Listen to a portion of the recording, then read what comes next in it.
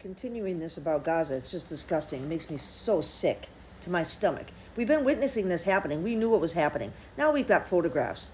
Mohammed Shahada tweeted out yesterday. You can find him at Mohammed Shahad 2. The Israeli-American aid concentration camp collapses on its first day in operation. U.S. mercenaries ran away and abandoned their positions as thousands of starved Gazans stormed the complex after being crowded like animals in a fenced cage all day, waiting for food. For hours they stood there.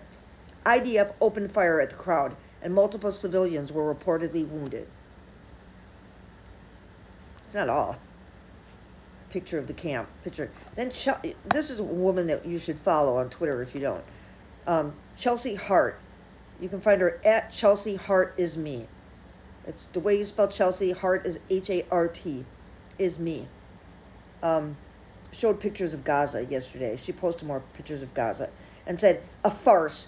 Just like Ratko Mladic used humanitarian excuses to round up Bosnians into concentration camps and torture them. It looks exactly side by side. You can't tell the difference in these pictures.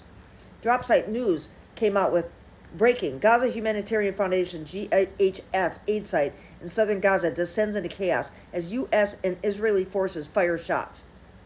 A newly established U.S.-backed aid distribution center in Tal Sultan, west of Rafah, collapsed Tuesday after Palestinians, starving and waiting for hours in the sun, rushed towards the site in search of food. Sources indicate that both U.S. private security contractors and Israeli forces fired warning shots as the situation escalated. See, we get news that they attacked the distribution sites, that they attacked the bullshit. Photos released earlier in the day show Palestinians packed into metal enclosures at the site, where, according to local sources, they were held for hours in intense heat with no clear system for distributing food. The aid center is one of two launched Tuesday, under a controversial U.S.-Israeli mechanism that bypasses UN agencies and has drawn criticism from Palestinians and humanitarian groups.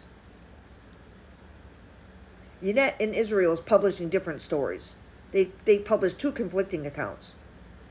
They said one Israeli security source described the scene as a Gaza motion that entered a sterile area, saying American forces retreated and fired in the air, claiming no goods were looted. But sources from an American company said that the breach was anticipated and rehearsed, that about 100 people entered late in the day and were allowed to take remaining supplies to prevent loss of life.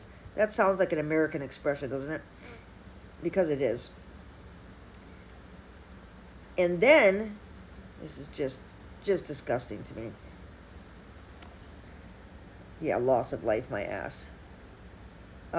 Another Gaza-based source told Ynet that American security guards fled the scene after the fence was pushed aside by Palestinians.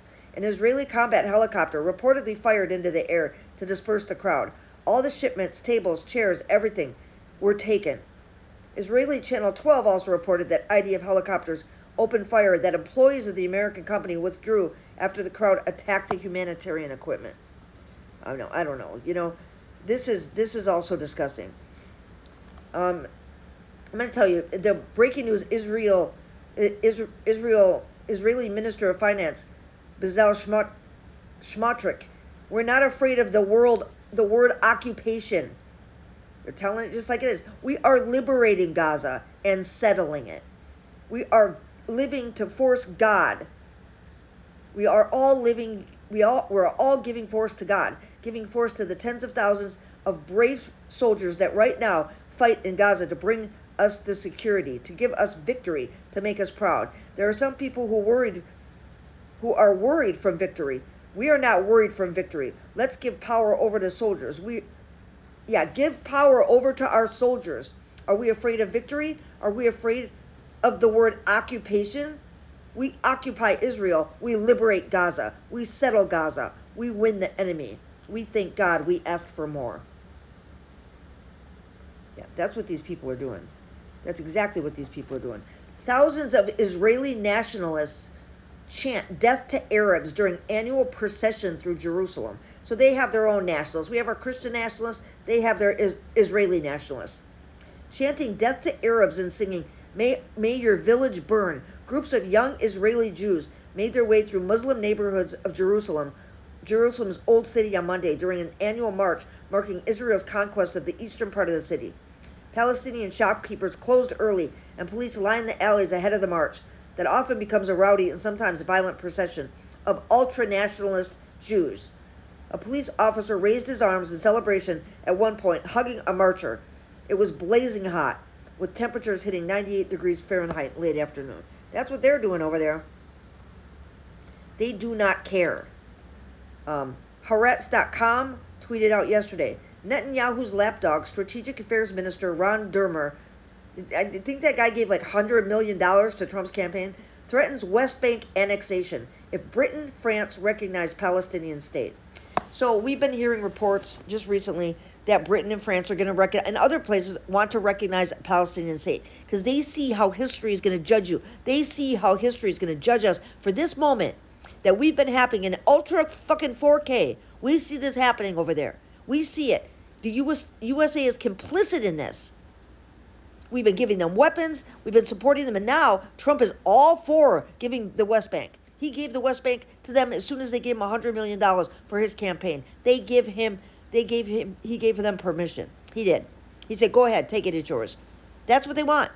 Now they're threatening, we're gonna take the West Bank if they say that they're gonna recognize a Palestinian state. What do you mean they're gonna threaten West Bank annexation? That was your plan all along. Netanyahu, this was your plan all along. The United States is active in this.